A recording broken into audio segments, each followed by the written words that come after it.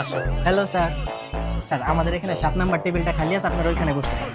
এই 7 নাম্বার টেবিলে বসুন মানে আমার যেই টেবিলে মন চাই ওই টেবিলে বসুন। আপনি আমার 7 নাম্বার কি লিয়ে গেলেন? স্যার আপনি তো ব্রাজিলের জার্সি পরে আসছেন, আর ব্রাজিলের তো 7 নাম্বারটা ফেভারিট, এই জন্য বললাম। বেশি কথা কন মিয়া। আসো। তোমাকে বলছিলাম ব্রাজিল দলটা চেঞ্জ করো, আর্জেন্টিনা চলে আসো, যেখানে তো সেখানেই অপমানিত। স্যার এই যে আমাদের মেনুটা একটু দেখেন। আচ্ছা ভাইয়া, আপনাদের এখানে কোন ডিশটা বেশি ভালো হবে? স্যার আমাদের রেস্টুরেন্টের স্পেশাল ডিশ হলো 7 নাম্বারটা, এটা একটু দেখেন। এই মিয়া 7 নাম্বারটা কি লিখি স্পেশাল লেবু? আপনি 7 নাম্বার না, 1 2 3 4 5, আপনি 5 নাম্বার ডিশটা বলে গেলেন, জান 5 নাম্বারটা। স্যার আমাদের 5 নাম্বার ডিশটা স্পেশাল না, 7 নাম্বারটা স্পেশাল, এটা একটু দেখেন না স্যার।